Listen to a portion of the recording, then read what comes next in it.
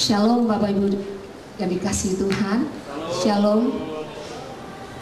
Saya percaya semua kita diberkati. Amin. Karena saya percaya di dalam hadirat Tuhan ada kesembuhan. Di dalam hadirat Tuhan ada pemulihan. Di dalam hadirat Tuhan semuanya terpenuhi. Oleh sebab itu kita harus sering menghadirkan Tuhan dalam hidup kita. Dan saya percaya kita sudah berada di penghujung akhir tahun 2009, dan begitu tidak terasa, begitu cepat berlalu waktu tahun ini ya. Kita sudah masuk 2010 dan tidak terasa. Mari kita pagi hari kita mau dengar firman Tuhan.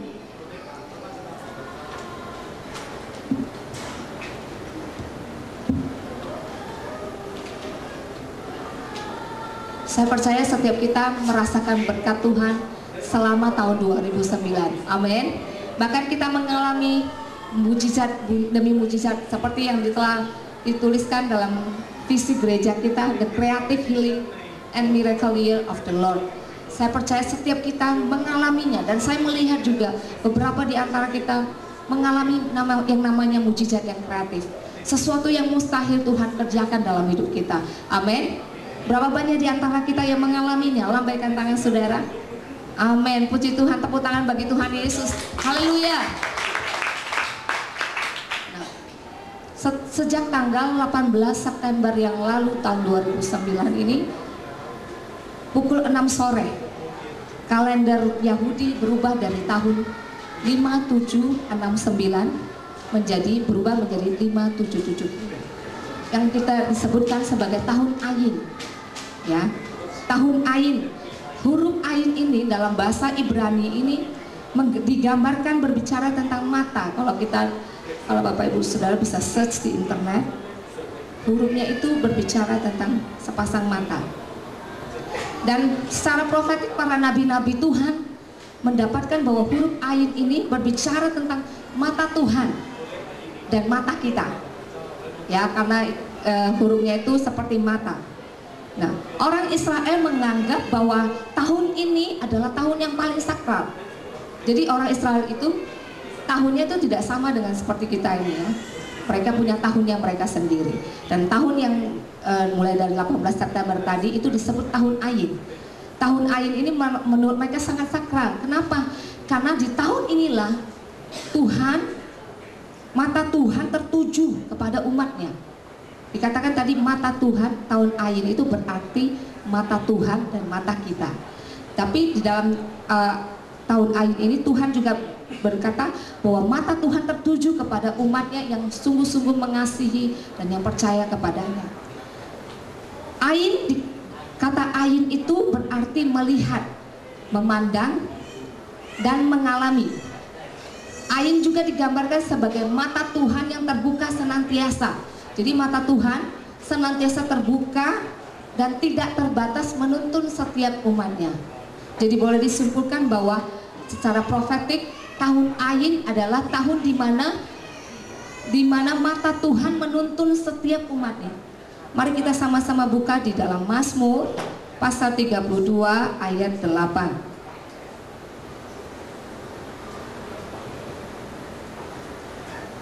Mazmur pasal 32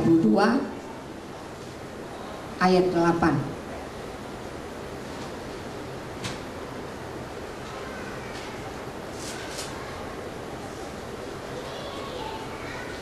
Dapat kita baca bersama-sama Mazmur pasal 32 ayat 8.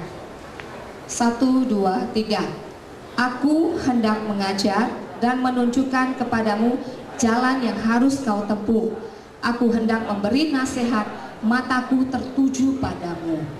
Firman Tuhan pagi hari ini berkata, mata Tuhan tertuju pada setiap kita. Amin. Kalau mata Tuhan itu tertuju tuh sesuatu yang luar biasa loh. Artinya mata Tuhan tuh dia fokuskan matanya itu hanya kepada kita. Jadi apapun yang menjadi pergumulan hidup kita, apapun yang menjadi permasalahan, kebutuhan kita, saya percaya waktu Tuhan melihat, Tuhan akan mendengar, Tuhan akan menjawab setiap doa-doa kita. Amin.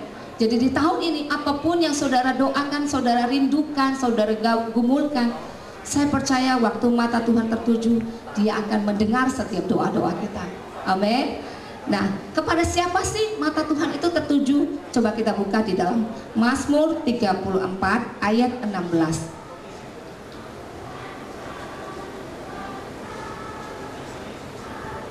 Mazmur pasal 34 ayat 16. Sesudah dapat, mari sama-sama kita baca. 1, 2, 3. Mata Tuhan tertuju kepada orang-orang benar, dan telinganya kepada teriak mereka minta tolong. Garis bawahi orang-orang benar. Nah, mata Tuhan yang pertama tertuju kepada orang-orang benar. Mari cek pribadi kita, apakah kita disebut sebagai orang-orang benar? Siapakah orang-orang benar itu? Orang-orang benar adalah orang-orang yang melakukan kebenaran firman Tuhan.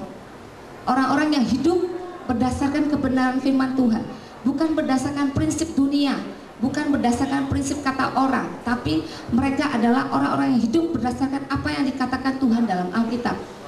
Nah, coba cek dalam diri kita, apakah kita termasuk orang seperti itu? Kalau prinsip dunia sering mengatakan begini, ya bohong dikit kan nggak apa-apa, kan ada juga bohong untuk kebaikan kan boleh. Menurut firman Tuhan boleh nggak, saudara? Coba kita buka Matius 5.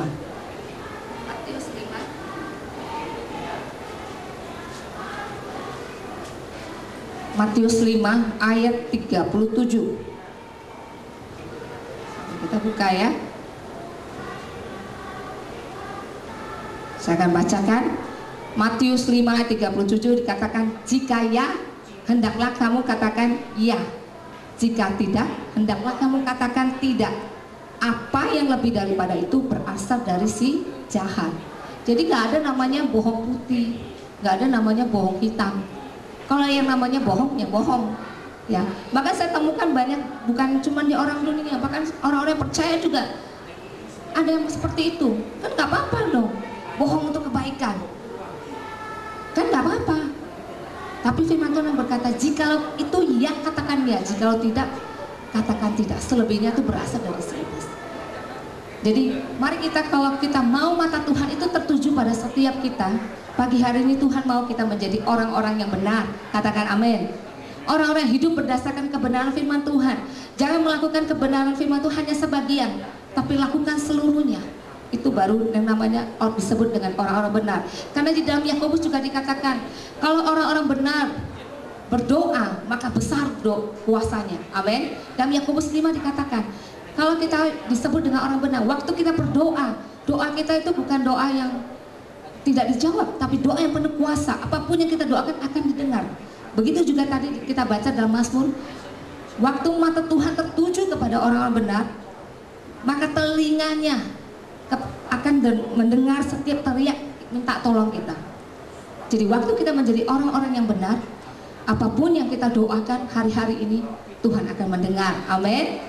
Yang kedua, siapa saja yang mata Tuhan akan tertuju kepada siapa? Yang kedua, orang-orang yang takut akan Tuhan. Mari kita buka dalam Mazmur 33 ayat 18.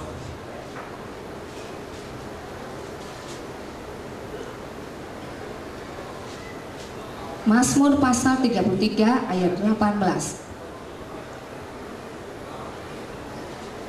Sudah dapat kita baca bersama-sama? 1, 2, 3.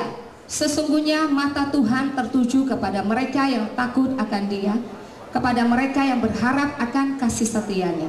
Jadi yang kedua, mata Tuhan tertuju kepada orang-orang yang takut akan Dia.